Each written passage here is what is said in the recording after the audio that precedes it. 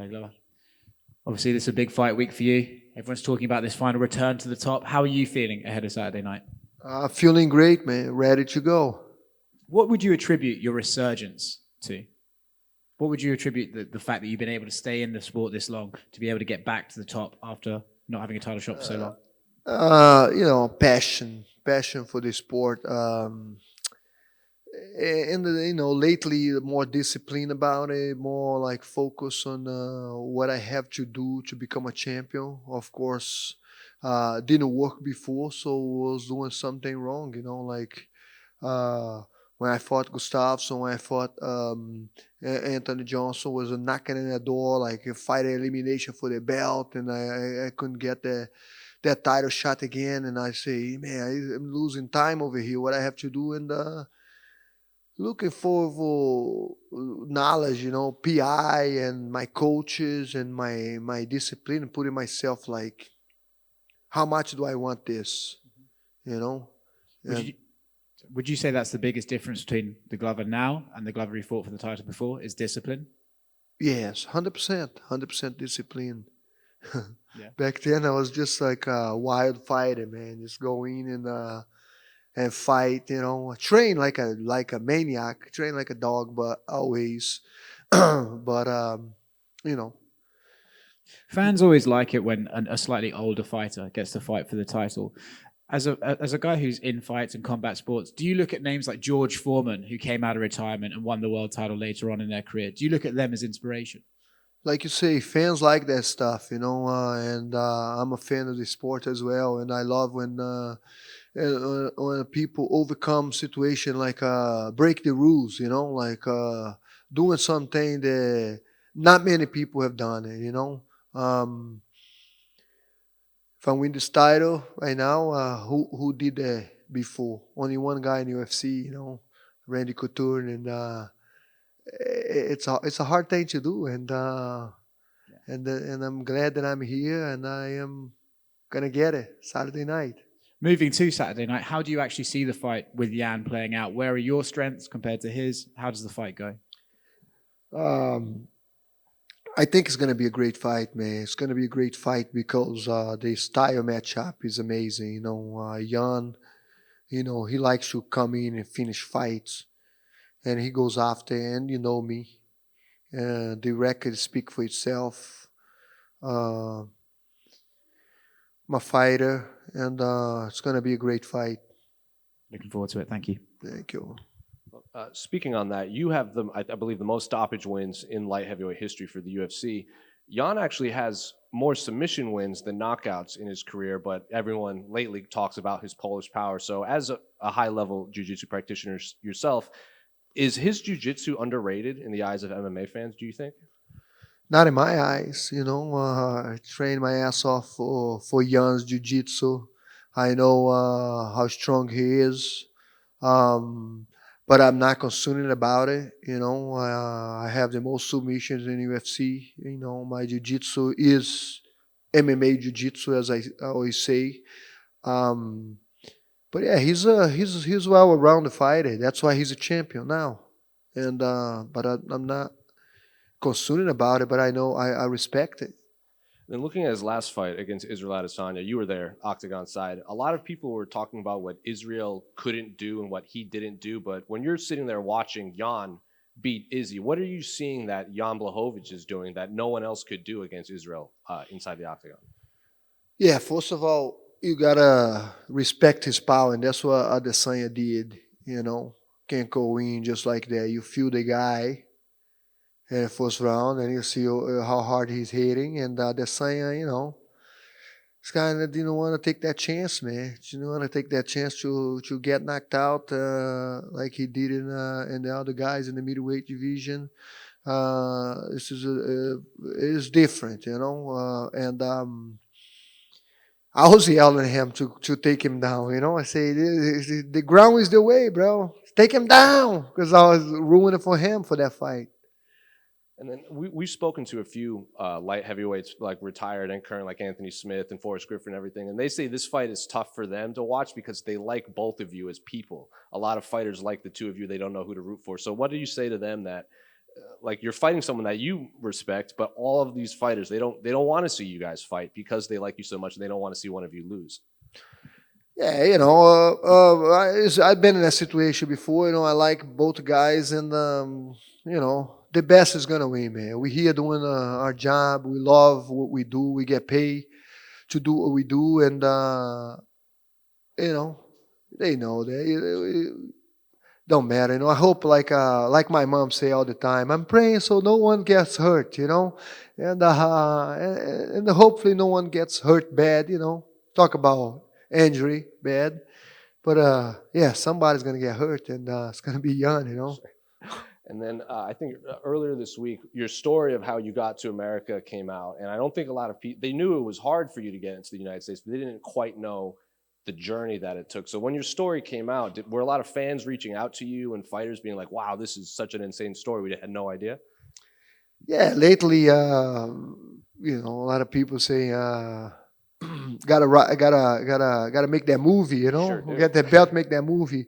But yeah, come to United States. Yeah, it was like at that time where I'm from was like something that when you're a kid, I remember being like 9, 10 years old and thinking like, oh, I can't wait until I get old so I can go to United States. And everybody was going that way.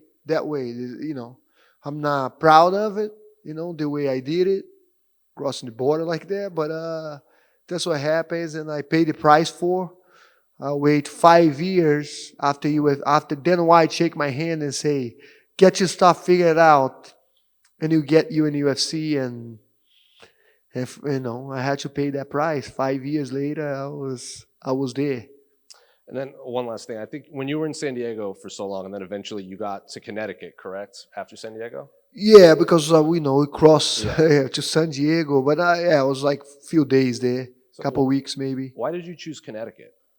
I It's Danbury, Connecticut, right? Danbury, Yeah. Connecticut. Why did you choose Danbury, Connecticut? Yes, I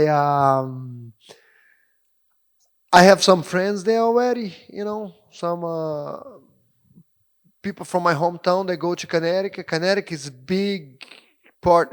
Greenwich, Connecticut. All these big millionaires have their houses there, so it's big in jobs, landscaping and construction, and a lot. It's a big Brazilian community there. Um, and he called me and say, "Hey, that's where I'm going. I wanted to work landscaping. That's what I used to do back home, pretty much."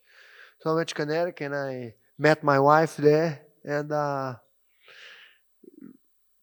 didn't want to get out. That's it. It became my second home. Over. Just wanted to ask you, everyone appreciates that you're getting better and better, it seems, especially at this stage of your career. I know you mentioned discipline there, but in terms of skills, how have you become better, and in what way have you become better, do you feel? I think my boxing just got better, man. Training with a bit more caution about it.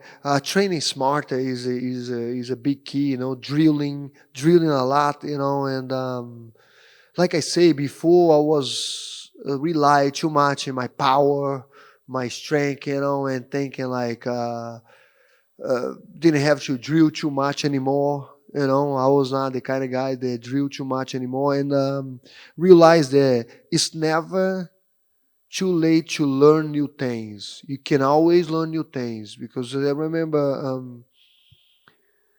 a couple old fighters that I trained with that they didn't even warm up. They just come in, get ready for fight.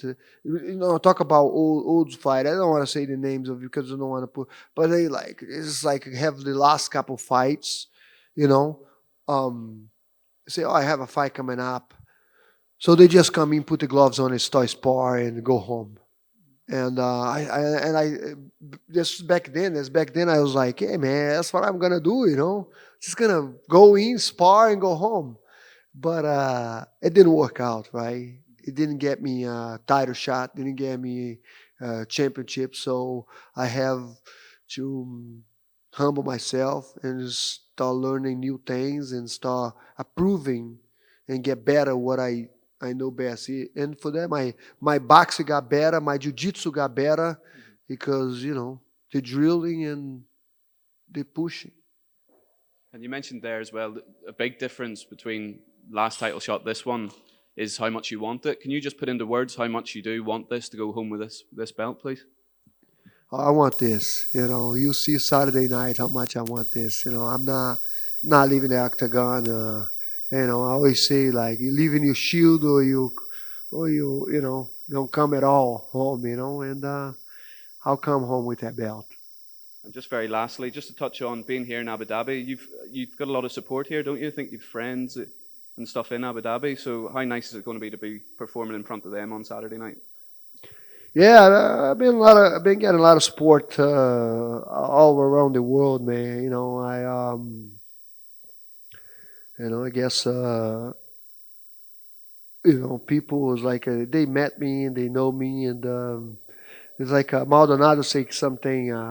Fabio Maldonado say something nice nowadays. Like he say, if you really know this guy, it's hard to not ruin for him, And it's a big compliment, man. People been like very supportive over here, and I have a few friends over here from Brazil. They come, to teach jiu-jitsu, and I think it's gonna be a good crowd in there.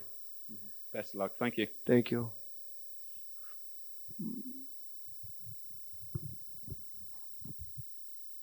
Thank you. Hi, Glover. I wanted to ask you, when you look at your story and your rising again, like from the ashes, like a phoenix, and if you compare it to Jan Blachowicz, what similarities do you see, and maybe what the differences between you and Jan, not as a fighters, but as your stories and as you as a people? Yeah, we keep saying that. I think he said it before. I say it before. Like very similar, he lost a couple of fights. People give up at him, kind of like and I've been in that situation too. I've been in his shoes before, like people look us like this guy never be a champion, this guy never be, he'll never get there anymore. And after I lost a couple fights, I remember like I have like 3 fights winning streak. I beat Rashad Evans and I fought Anthony Johnson. That was supposed to be a title elimination. Was a title elimination. Anthony Johnson fought for the title later. I remember just losing that fight, and people just like brush me out. Yeah, this guy's he'll never be a champion anymore. He's a nice guy, but he'll never be a champion. And we proved them wrong. We both did, and we're still doing it. Okay. So, as you said, there are people that said that you will never be a champion, and the same in the case of Jan. So, did you think that Jan will be a champion like a few years ago when you saw him first time, or after a few fights in the UFC? Yeah, it's hard to say, not really. I always thought he's a tough guy. I met Jan the first time when I fought over Simple. We shared the same locker room, so we were working out together. Not together, but like same locker room the whole week, and we talk a lot. And super nice guy. And after that, I met him a few more times. Not really, but I knew he was gonna. I told my friends he was gonna win that fight with the title when he was here. I told my friend, I say, hey, Jan is gonna beat Reyes, because everybody talk about Reyes. Reyes walking around like he's the champion already, and Jan keep just come humble and relaxing. And I say to my friend, he's gonna be a champion. I remember saying that. Okay. So, last two from me. I don't know. Do you hear me? Yeah, no problem. Yes. Yeah. So, this win streak that you have has been superb to you, and as we know, people are rooting for you as well for Jan, but they really want to be happy to see you being happy and getting that title. So, would you say that this journey so far to get the title shot was so enjoyable, and that you are just happy right now, or it all comes down to this Saturday? And if you don't win, it won't mean nothing what you have accomplished in a few previous fights. Man, it's been a lot of sweat, blood, and tears to get here. Um, no, it don't matter, man. I wanted to be a champion. I'm going to be a champion. That's the mindset that I have now. I feel like I'm already champion. People treat me like a champion. I've been treated like a champion over here, and it's amazing. I uh, I feel pretty confident about it. But no, that doesn't take away uh, what I've done, man. That doesn't take away what I've done. I'm going over there. I'm gonna do my best, and whatever happens. I still gonna live my life. I'm having an amazing life. It's not like all or nothing. It's at the end of the day, it's a belt. It's something that eventually we all gonna lose it. We all gonna not be a champion anymore. Everybody's gonna forget about it. We can't identify yourself with that. It's we something beyond that. So no, not at all. Okay, and last one from me, not about this event and your fight, but we are also close to see your pal Alex Pereira, first time in the UFC, and I wonder, what do you think? How good he will be in this middleweight division? I don't know, man. That guy is scary. He's scary with those 4 ounce gloves. Very strong, very powerful, and very dedicated. He's incredible, man. The way he learned things, and it's a guy that you know, this is the first fight in UFC. Probably like little nerves, little everything, but like no doubt he's gonna be one of the top contenders very soon. Okay, thank you, Glover, and best of luck on Saturday. Right, man. Hi, Glover. Over there. One more question about Jan, but about Peter Jan. So your expectations and can you please give a prediction for his fight against Sanhagen? Against who? Corey Sanhagen. He's fighting for the title against Corey Sanhagen on Who? the Peter Jan. Oh, yeah. I'm so focused in my fight. It's like I know Peter Yan is like he's incredible kid, man. He's amazing fighter. It's like I don't know. I'm so focused in this fight. Usually I would answer that question better if I was not in a card. But like just focus in this fight. Thank you. You're welcome.